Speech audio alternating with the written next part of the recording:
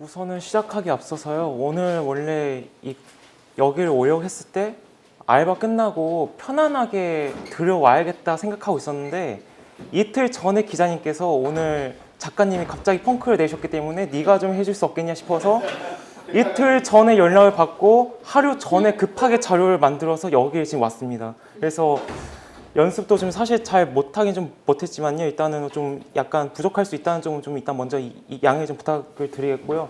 먼저 저의 소개 간단하게 좀 드리자면 저는 중학교 때 왕따를 되게 심하게 겪었었다가 이제 버스 기사님들과 친해지기 시작하면 좀 상처를 좀 치유했었고 그에 대한 보답을 하기 위해서 버스 정책의 문제점을 개선하는 전문가로 성장하기 위한 그런 최종 목표를 갖고 있습니다. 그 지금 지금 현재 이제 윤범기 기자님께서 운영하시는 서초대학교에서도 지금 과목 개설 지금 준비를 하고 있긴 있는데요. 사실 오늘 이 내용을 준비한 것은 그 과목 준비하고 있는 과목의 일부분입니다. 제가 처음 시도하는 거기도 좀 한데요. 이게 최소 수강 인원은 정해져 있지만 내가 이걸 또 개강이 안 되면 폐강한다는 늘 위험을 안고 있어야 되기 때문에 오늘 기필코 개강하겠다는 각오 자체로 이 문제를 좀 준비했고요. 아마 아까 지금 여성분들 되게 많이 오셨겠지만 이 늦은 밤에 어쩔 수 없이 이동하셔야 되는 분들 분명히 있잖아요. 근데 버스나 지하철 끊기고 그러면 택시에 타야 되는데 택시 또 타기가 또 무섭고 또 택시는 또 너무 또 안 잡히고 그렇기 때문에 이 택시 승차 거부의 이 원인과 오늘 그 승차 거부에 대응할 수 있는 대중교통으로 밤 늦게도 이동할 수 있는 방법을 여러분께 오늘 소개해 드리고자 이번 시간을 준비했습니다.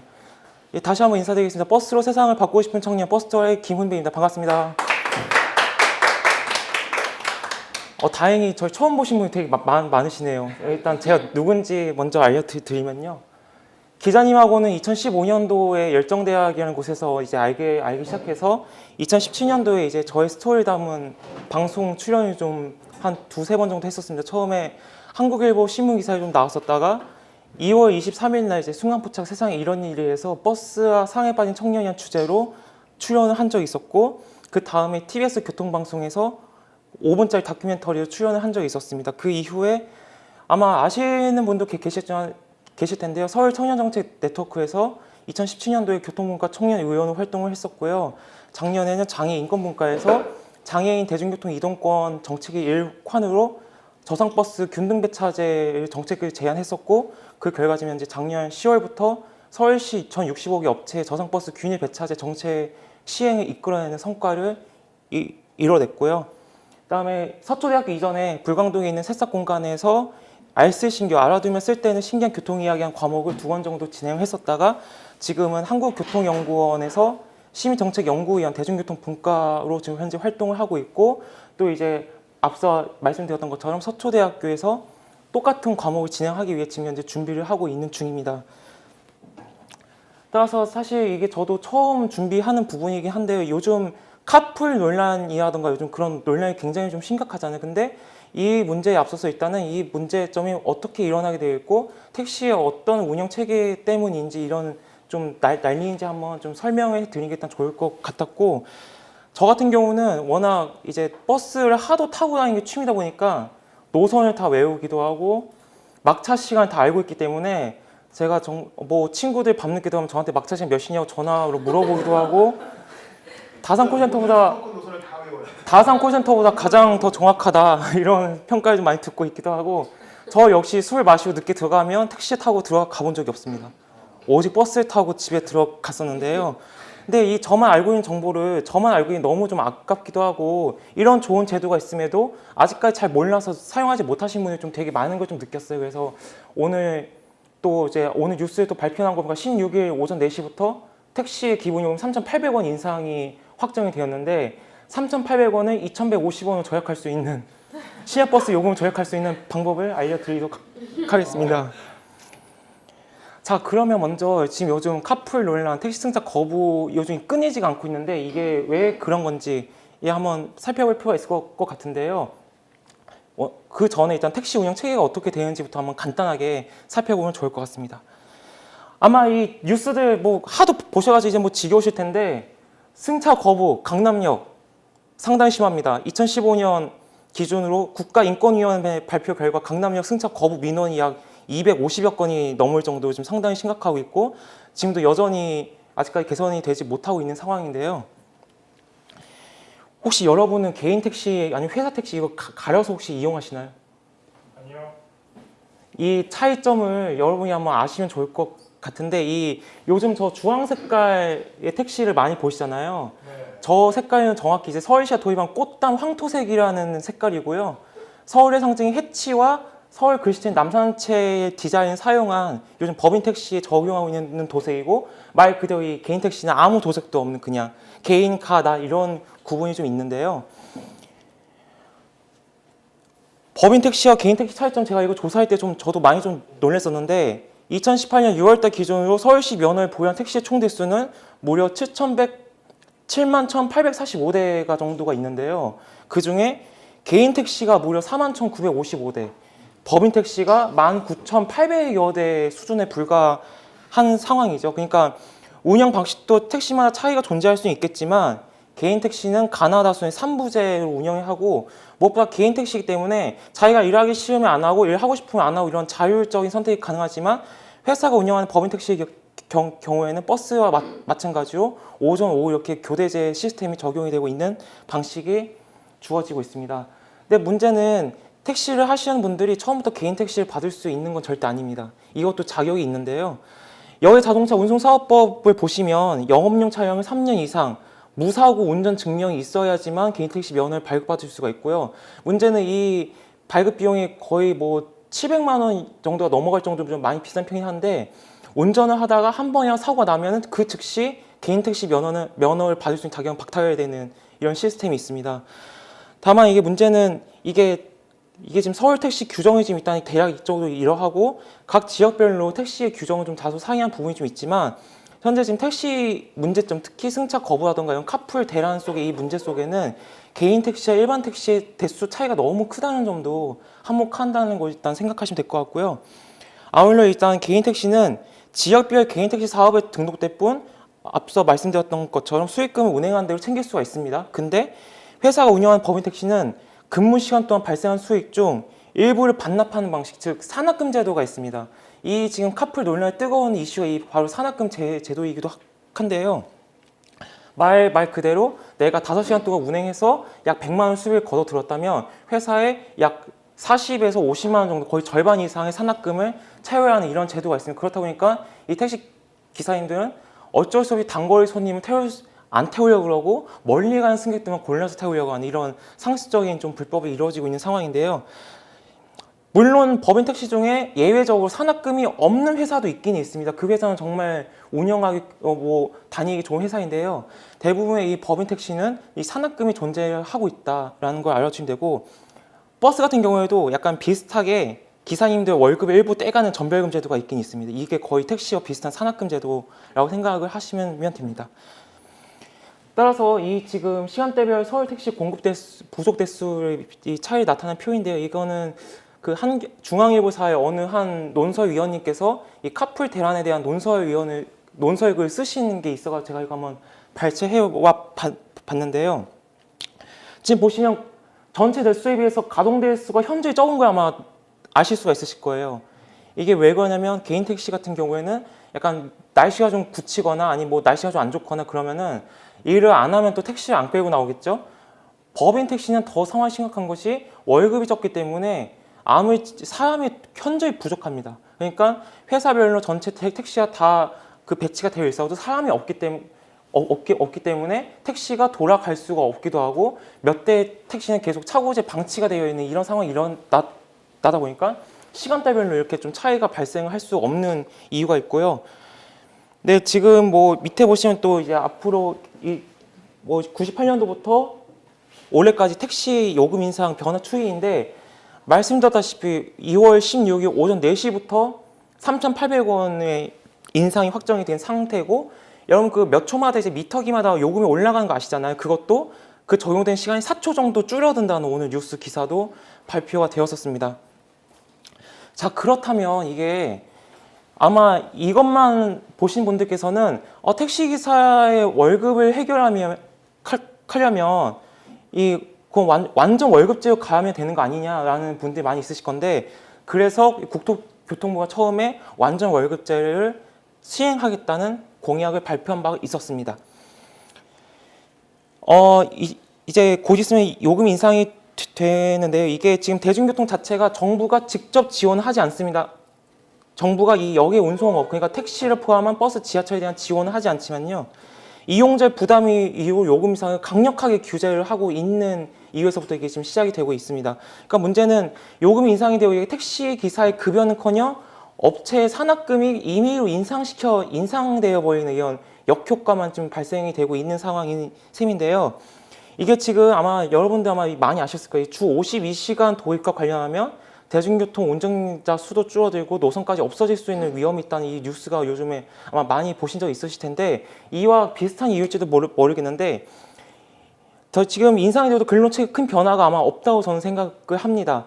앞서 법인택시는 1회 2교대 적용을 하고 있지만은 월급을 받을 수 있는 근로시간이 요즘 줄이고 있는 추세인 것도 지금 현재 문제인 상황이죠. 그러니까 만약에 예를 들어서 이게 주 52시간 때문인지는 제가 이걸 조금 더 알아봐야 좀 더 알 수 있을 것 같긴 합니다만 예를 들어서 만약에 교대를 한 기사가 실제 7시간 운전했는데 1시간여를 뺀 시간만 급여로 인정받는, 그러니까 즉 6시간 동안 일한 것만 급여로 인정을 받을 수가 있고요. 그 돈을 번 것마저도 업체의 산학금으로 채워야 되는, 만약 산학금을 못 채우면 운전기사의 급여까지 다 바쳐야 되는 이런 악순환이 반복이 되고 있는 것이죠.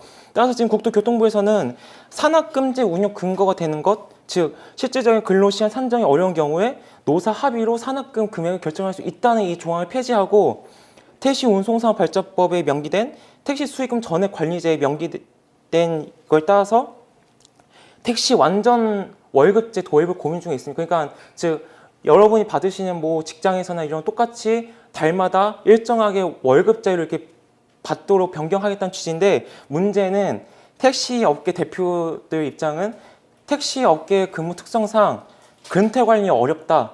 그리고 우리 적자 나면 이거 지원해 줄 거냐 이로 이걸 반대하고 있는 상황이기 때문에 이 앞으로 이 카풀 도입 논란과 이게 지금 택시 대란은 앞으로도 끊임없이 일어날 것이다. 라는 이런 문제점이 좀 있는 상황이죠. 그리고 아까 앞서 강남역이 굉장히 승차 거부 지역 1위라고 말씀드렸고 혹시 이거 아시는 분 아마 박은수 후보님께서는 아마 이거 아실 것 같긴 한데 이게 강남역에 그러니까 이게 어떤 제도냐면 강남역 주변에 택시 해피존이라는 설치해서 택시가 정차할 수 있는 구역을 정해놔서 택시가 바로 통과하지 않고 죄송합니다. 통과하지 않고 손님을 태울 수 있도록 마련한 그런 설치존. 그러니까 즉 택시 정장을 별개로 매주 금요일 심야 시간대 칸에서 주변 6곳에다가 택시를 안전하게 승차할 수 있도록 그런 존을 설치를 운영을 하고 있는 상황인데요.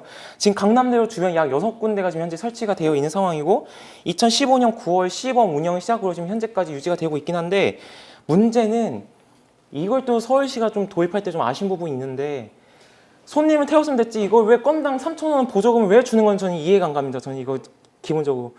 결론적으로 이 보조금 준다는 거는 택시 기사들에게 승객을 승차 거부시키지 말고 잘 타라는 의미에서 이걸 준 건데 사실 저는 이게 얼마나 이게 효과가 있을지 좀 미지수입니다. 또 게다가 물론 이 택시 해피존 도입 때문에 대기 시간이 줄어든 건 사실입니다. 평균 13분에서 약 8분가량 약 5분가량 줄어든 효과는 있긴 있었지만 문제는 이게 시행과 동시에 목적지가 같은 분들끼리 일부 합승을 또 허용을 했습니다. 근데 이게 생각해보세요. 합승을 허용하면 남자, 여자, 낯선 사람이 같은 한 택시 타야 된다는 건데 이 심야 시간대이기 때문에 이 안전 문제도 사실 놓치지 않을 수 없는 문제겠죠. 그렇기 때문에 결국은 폐지가 되었고 해피존은 조금 더 확대하는 쪽으로만 지금 현재 시행되고 있긴 있는데 이 서울시가 이것까지는 좀 생각을 하지 못한 게 참 큰 오류 중에 하나다라고 좀 생각을 하고 있습니다. 강남역 매주 금요일마다 보시면 이 콜버스 아마 이거 한번 보시면 많이 있으실 거예요. 이것도 이제 택시 승차 거부의 해소 대책으로 처음 이게 도입이 되었고 이게 지금 콜버스 자체가 이게 아직까지 모든 서울시 지자체다 확대가 된 것은 아니기 때문에 일부 지역만 운행할 수 있고 다만 문제는 출발지는 무조건 강남에서만 지금 출발하도록 규정이 되어 있는데요. 이거 도입됐을 때 택시기사들 어땠을까요? 그쵸. 엄청 막 따지고 왜 저것들 도입해가지고 왜 우리 수입 다 뺏어가냐 막 그랬었다가 결국에는 이거 불법이야 라고 또 아예 좀 선을 그어버리기 좀 일수인데요.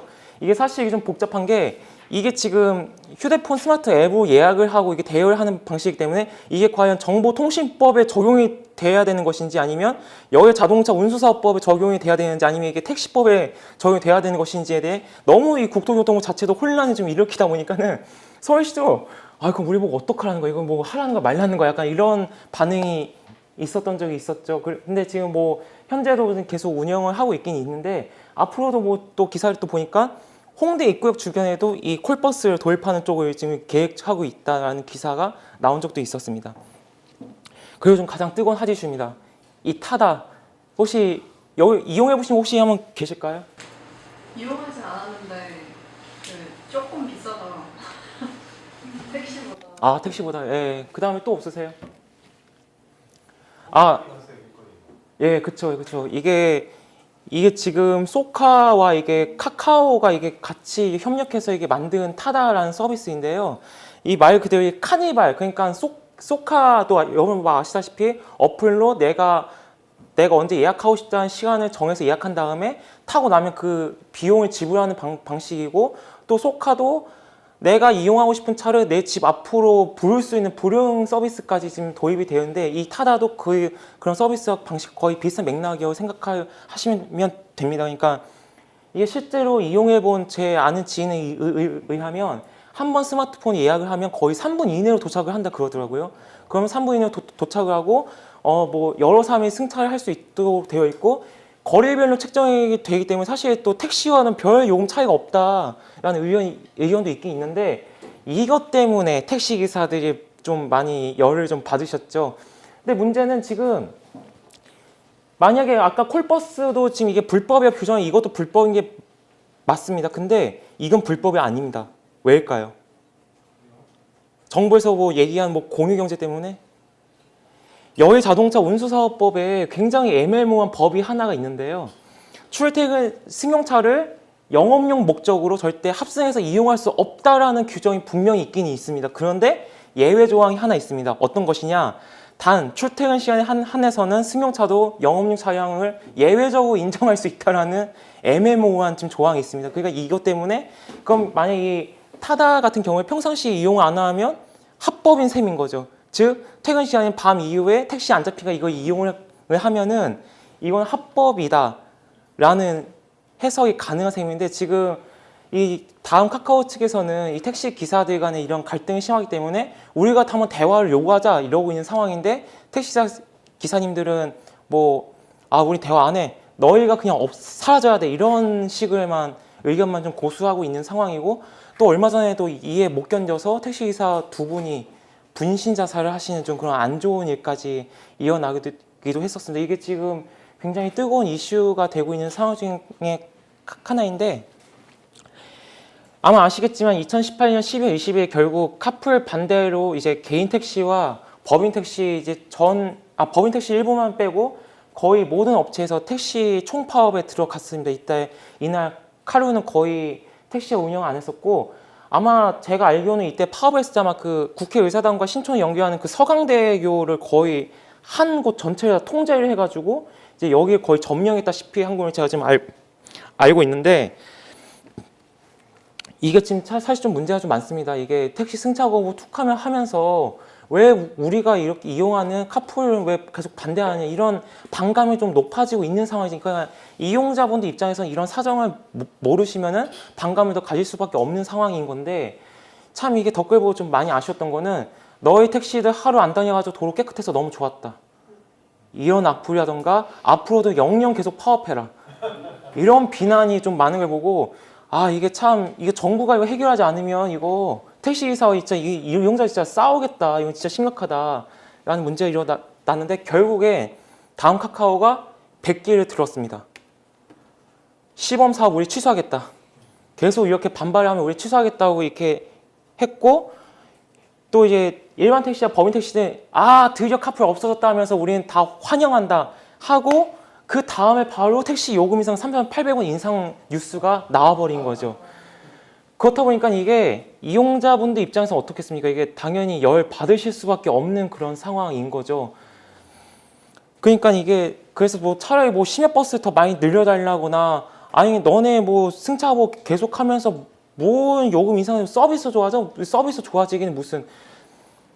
그래서 지금 서울시가 요금 인상을 시행하면서 앞으로 서울시 이제 원래 택시 승차 거부에 대해서는 서울시가 직접적으로 단속을 안 했지만 지금 서울시 택시 팀 내부에서 지금 직접적으로 단속을 하는 쪽으로 지금 변경이 되어 있는 상태이기도 하고 요금 인상이 되면은 앞으로 또 택시 승차 거부가 있는지 없는지 계속 주기적으로 단속을 하고 또 이제 앞으로는 이제 또 승차 거부하다 만약에 민원이 들어온다 싶으면 원 스트라이크 아웃제를 또 적용하겠다. 즉 택시면을 반납하겠다는 이런 강력한 규제까지 지금 나오고 있는데 글쎄요, 전 사실 이게 과연 올바른 대책일지는 좀 사실 미지수이긴 한데 어쨌든 좀 요금 인상이 좀 되면 좀 이용자들이 좀 안전하게 좀 택시 이용할 수 있는 그런 날이 왔으면 하는 마음이 좀 있습니다. 자, 그러면 여기까지 이제 제가 설명을 드렸어도 그래도 택시가 승차 거부하는데 오늘 어떻게 해야 되냐 말씀이 있으시잖아요. 오늘 이제 여기 여성분들도 좀 많이 계시고 아까 또 그런 안전 문제가 좀 있었으니까 택시가 안 잡혀 그러면 버스 타고 집에 갈 수 있는 방안을 여러분께 오늘부터 이제 지금부터 설명해 드리겠습니다. 혹시 올빼미 버스 아세요? 심야 버스? 앞에 번호 앞에 N자 들어간 버스인데 혹시 아세요? 네, 맞아요. 예.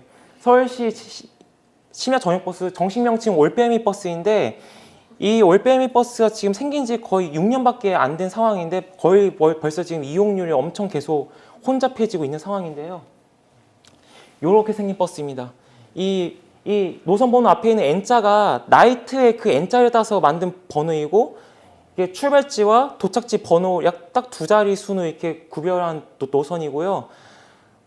보통 운행 시간은 약 차고지 기준은 밤 12시부터 운행 종료 기준이 약 새벽 5시까지 하루 심야 시간에 담당을 하고 있는 그런 노선입니다. 조금 더 자세하게 소개해 드리자면요.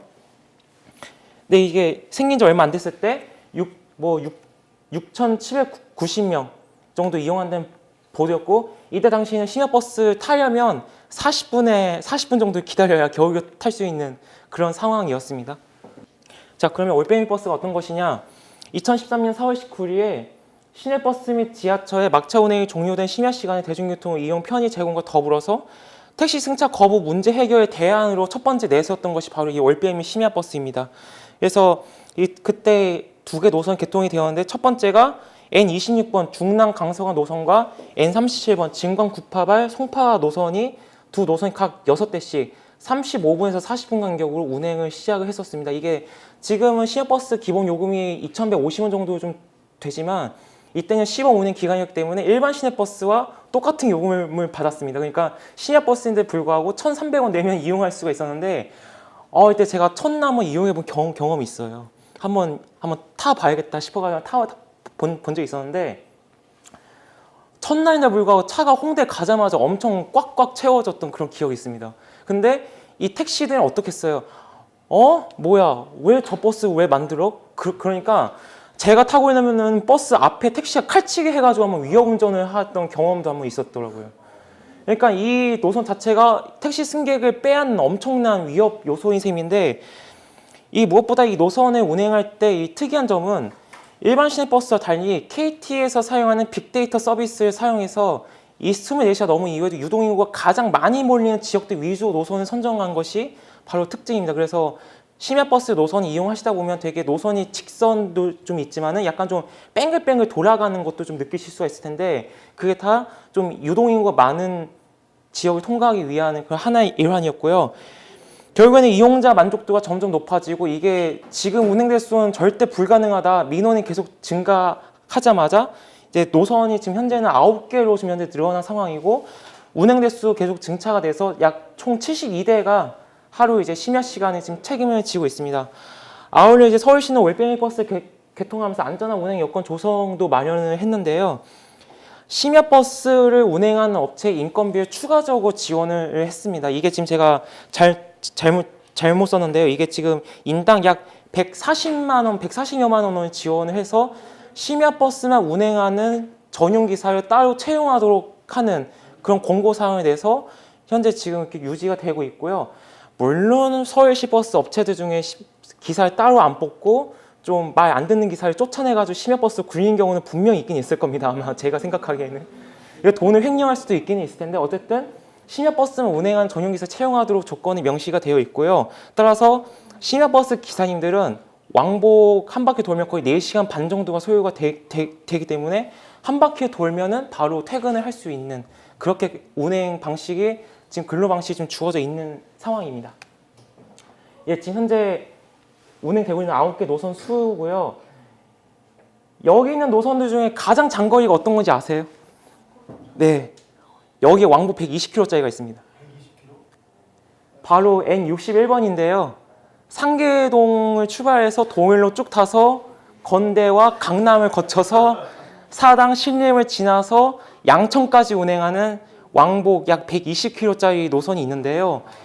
이 차가 거의 이 차 노선이 워낙 길기 때문에 6대로 운행했을 때 거의 50분에 한 대가 운행하는 말량인데 경유제자는 잠깐 말씀드렸다시피 혼자 구간만 엄청나게 지나가잖아요. 특히 불금에 성지라고 할 수 있는 뭐 건대, 강남, 신림, 사당을 다 거쳐가다 보니까 이게 버스를 타면 문이 정말 부서질 정도로 엄청 많이 타시는 거예요. 그것 때문에 민원이 계속 이어나게 됐고, 따라서 지금 현재 심야버스가 증차가 돼가지고 현재 약 8대가 운행되고 있는데 이 차는 지금 증차가 돼서 약 12대가 지금 운행을 하고 있고요.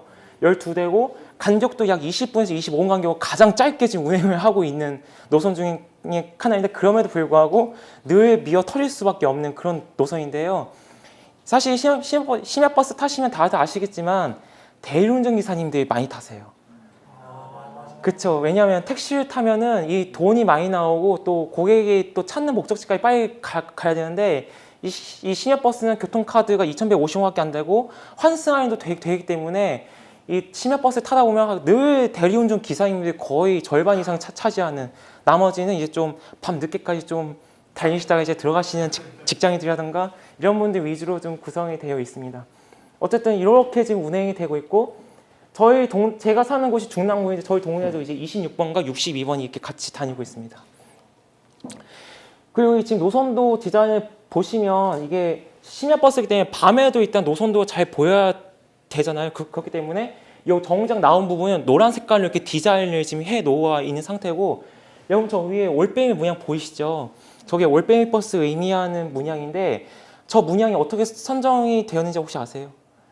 서울시가 디자인 공모전을 해서 서울시가 이제 올빼미 버스 그 문양 공모전을 시행을 했었는데, 어느 한 시민이 올빼미 버스, 이 심야버스면 올빼미처럼 항상 야간에도 눈을 떠 있어야 한다 이런 의미에서 저 문양을 그렸는데, 그 작품이 선정이 돼서 현재 지금 올빼미 버스 로고로 지금 현재 사용이 되고 있고, 노선도에도 현재 저 문양이 새겨져 있습니다.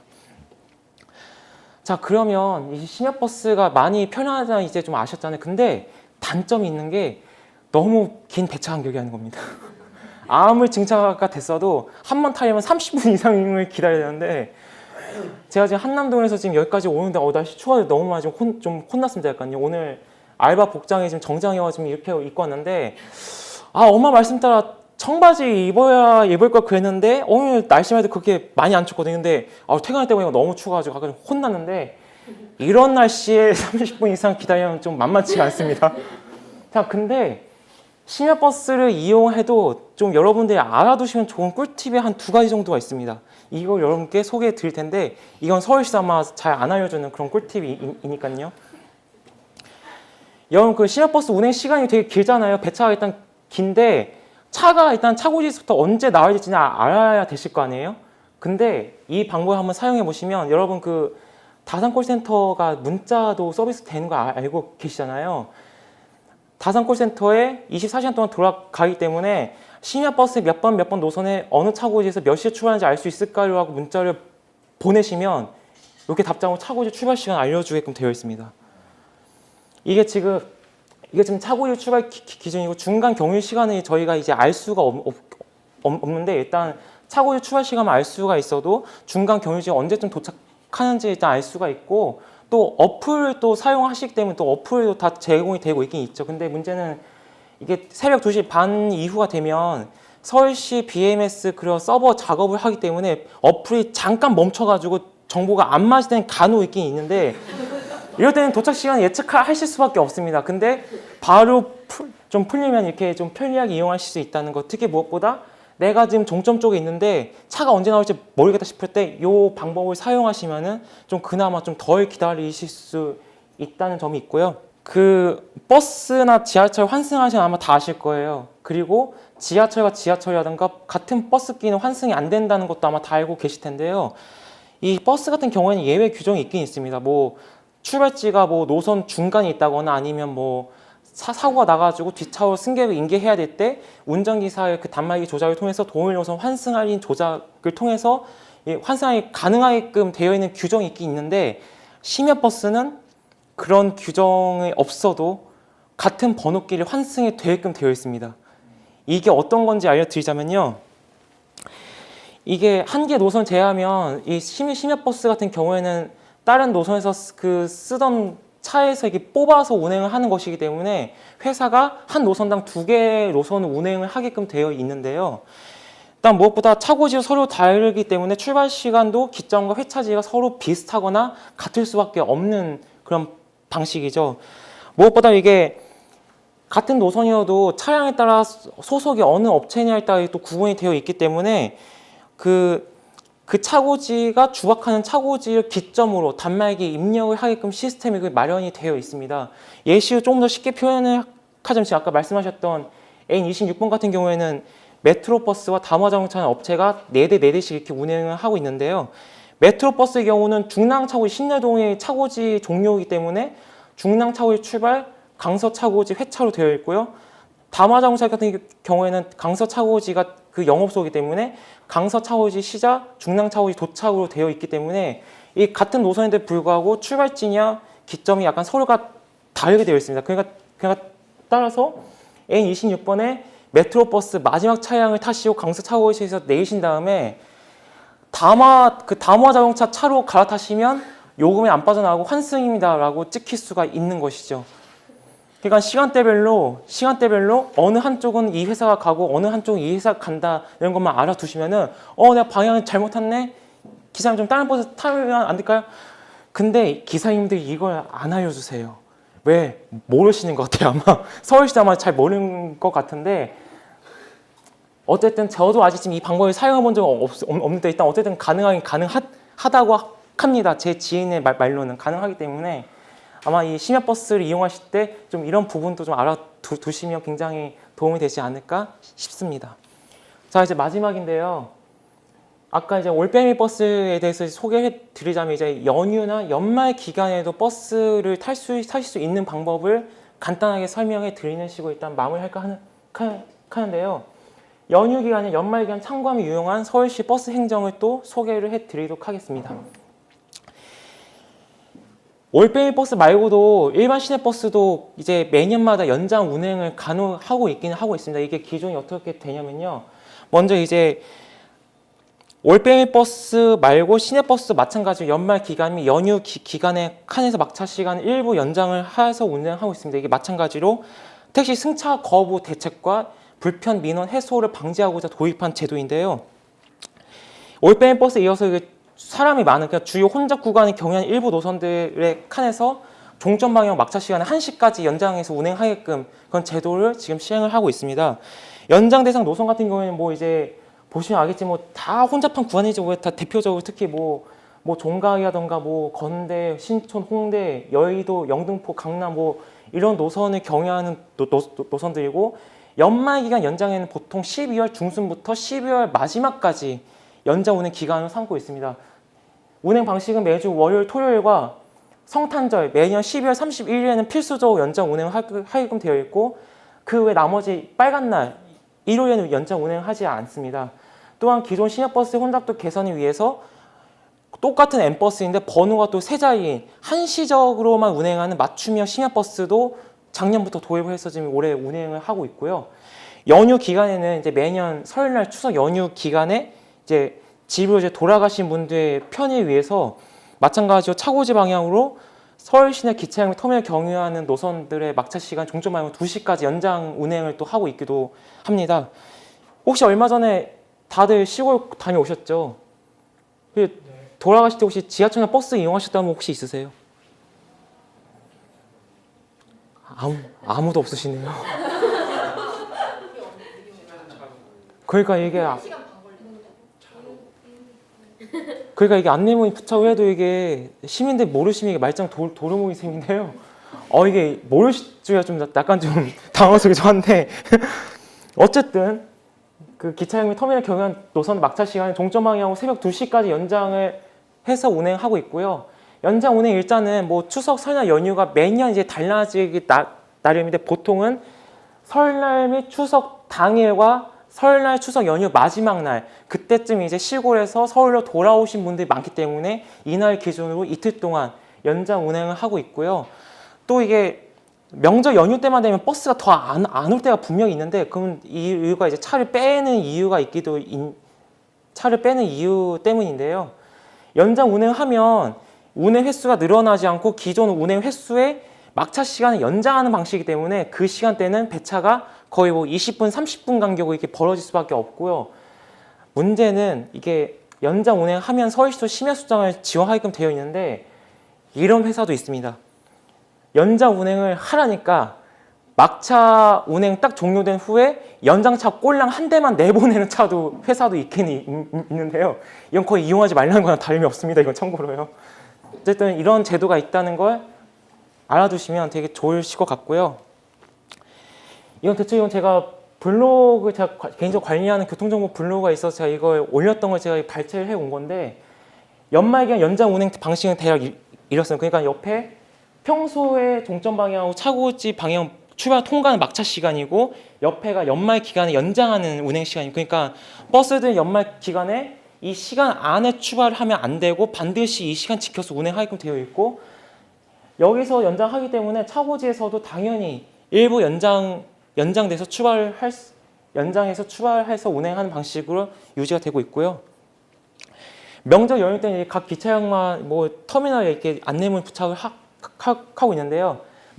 이제 마찬가지로 여기 다 용산역을 지나가는 노선이기도 한데 문제는 알아두셔야 될 거는 노선별로 기차역과 터미널 두 곳에서 세 곳 이상 경유한 노선들도 분명히 있습니다. 그럼 이럴 때는 연장 운행 지금 어떻게 잡냐면은 그 종점에서 가장 가까운 그러니까 마지막 기차역 터미널 정류장 기준으로 막차 2시를 삼고 있습니다. 그러니까 여기 605번을 보시면 이 노선도 용산역을 통과하는 건 맞는데 용산역 다음에 영등포역도 있기 때문에 영등포역 기준으로 막차 2시에 출발한다.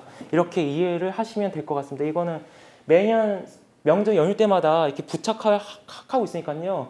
간혹가다 여러분들께서 뭐 어디 시골 내려가실 때 집에 갈 때 좀 대중교통 이용해야 된다 싶으면 이 안내문을 참고하시면 좀 유용하게 이용하실 수 있다는 걸 좀 말씀을 드리고요.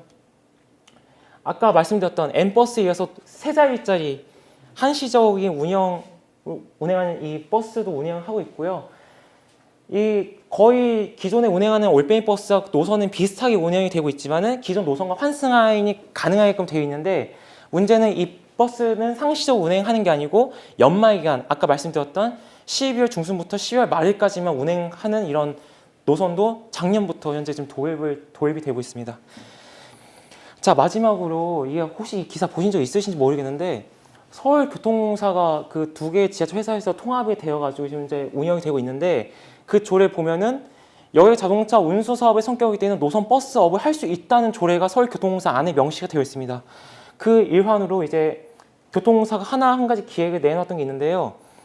2호선 운행 종료 후에 2호선을 똑같이 따라가는 심야버스를 만들 계획이 있다는 기사를 한번 퍼뜨린 적이 있었습니다. 그러니까 말 그대로 2호선 순환선 그대로 이 노선을 따라가는 건데요.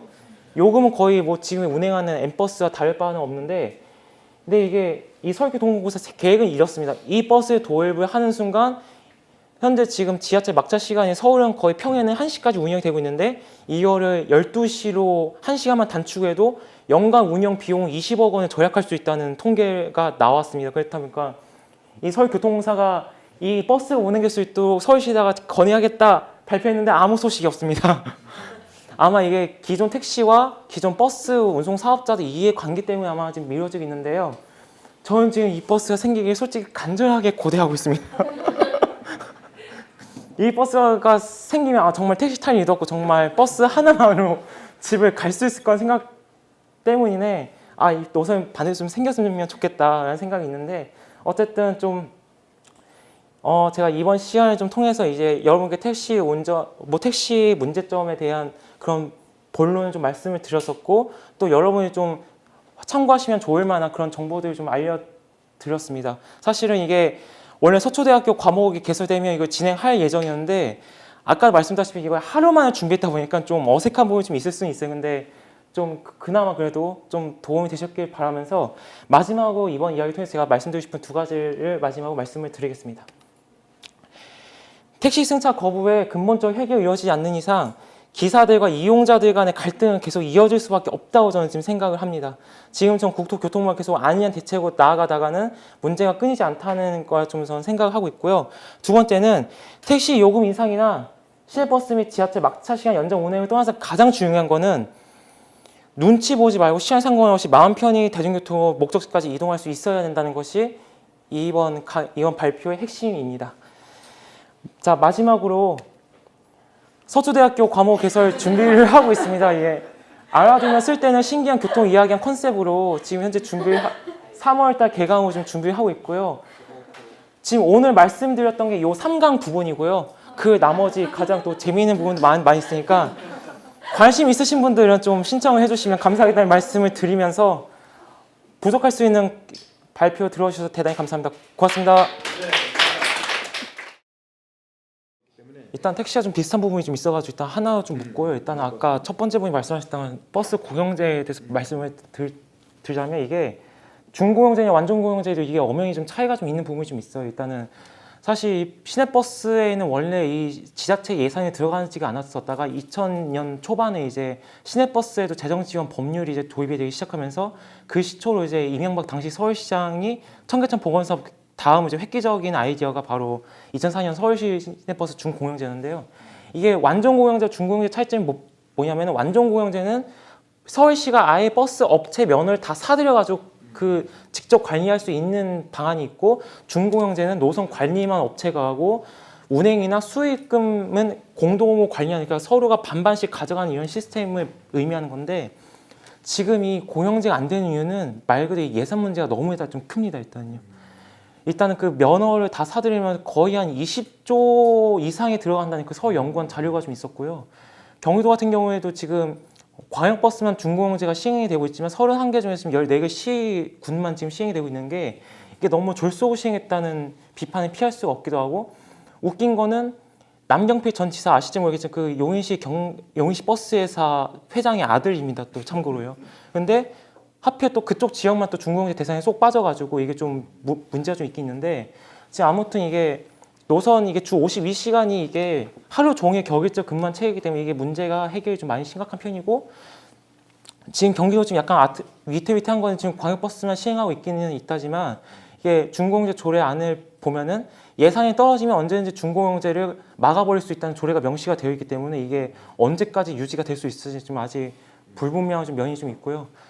일단 지금 해피존 같은 경우에는 그 지금 카풀 서비스가 도입되기 전에 훨씬 전에 이미 도입이 되었었고, 이미 그 전부터 택시 승차 거부가 워낙 만연해 왔었기 때문에 그 지금 도입이 된 건데, 아까 제가 설명해 드렸던 것처럼 국가인권위원 자료에서 2015년 기존에 가장 택시 승차 거부 많은 지역 강남역에서만 거의 한 200건이 넘는 민원이 발생했다는 제가 아까 말씀을 드렸었는데, 이게 지금 사실 이 문제의 시작은 이 우버라는 것이 한국에 도입되면서부터 이게 시작이 됐던 거거든요. 근데 이게 우버 같은 경우에는 이게 영업용 차량으로 등록도 안 되기 때문에 정부가 딱 불법으로 인식을 하고 있었지만, 이 콜버스나 카풀 같은 경우에는 이 시스템적으로 운영을 하고 있는 것이기 때문에 이게 불법이냐 아니냐 이게 좀 판가름을 짓기가 되게 좀 애매한 상황. 된다는 것들을 그렇죠. 합승을 허용해 주는 거를 어떤 방식으로 제도를 넘었는지가 그거는 제가 알 수 있는 방안이 없어요. 그건요.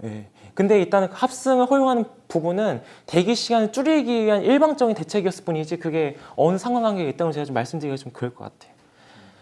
그리고 지금 이제 버스 기사분 인터뷰 같은 경우에는 제가 지인분이 좀 있긴 있다지만 이게 제가 어떻게 할 수 있는 부분이 좀 없어요. 제가 방송 출연했을 때 안 그래도 이 PD들이 아는 기사 있으면 섭외해달라고 그렇게 요청해가지고 좀 제가 짜증났던 경험이 좀 있었던 적이 좀 있었던 터라.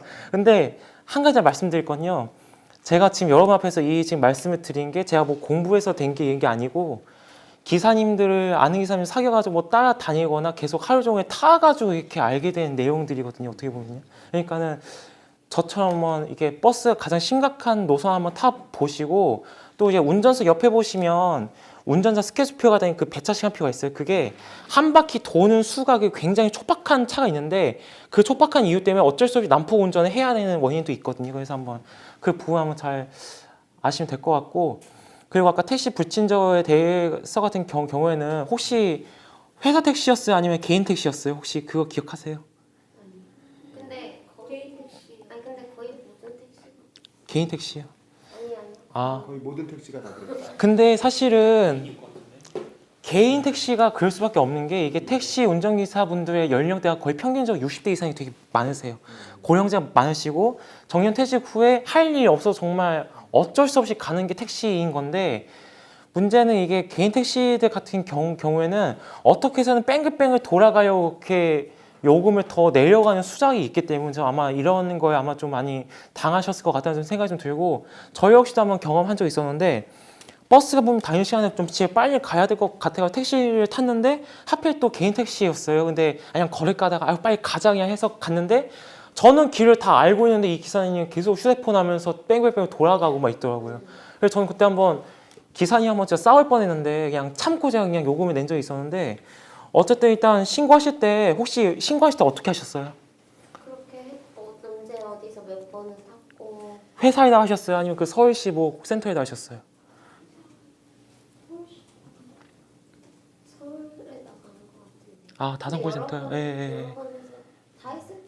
근데 이게 개인 택시는 회사가 운영하는 게 아니고 사업 조합의 관리이기 때문에 아니면 사업 조합에다 한번 직접 문의를 해 보세요. 그 개인 택시 사업 조합도 있기 때문에 개인 택시 별로 이제 다 사업 조합이 이제 다 등록이 되어 있거든요. 그래서 한번 그거 이용해 보시면 좀 나쁘지 않을 것 같기도 하고요.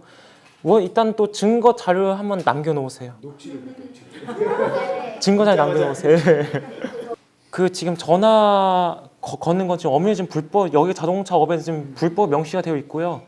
버스에서 탈 때 기사님이 한번 휴대폰 잡고 계셔가지고 제가 서울시에 전화한 적 있었는데 그건 바로 경찰서로 연락하라고 이렇게 되어 있기 때문에 그 증거 자료를 이제 경찰서에다가 바로 제출하셔야 그 문제점이 일단 좀 없어진다고 일단 좀 저는 생각을 하고요. 저도 택시기사님들 불쌍을 알고 있지만 저는 제가 이제 이용자 입장이고 저도 이제 안전 신경 써야 되는 입장으로서 그런 부분 저 절대 참을 수는 없는 부분이기 때문에 만약에 또 이제 두 분이 그런 일 겪으셨다면 좀 가차없이 바로 해 주셨어요. 예, 그렇죠, 그렇죠. 알겠습니다. 일단은 수고하셨습니다. 일단 제 진행 시간은 1시간을 그래도 안 넘겼습니다. 다행이에요. 예, 1시간 안 넘겼는데 감사합니다. 제가 그 윤범 기자님 한번 YIP 한번 제가 모임에 한번 제가 진행한 적이 있었는데 그때 제가 몸이 안 좋고 해가지고 물도 못 마시고 막 1시간 이제 떠들어서 너무 힘든 적이 있었는데 오늘 그나마 좀 준비한 것 좀 된 것 같아가지고 다행입니다. 오늘 너무 잘 들으셔서 되게 즐거웠습니다. 네, 감사합니다. 감사합니다.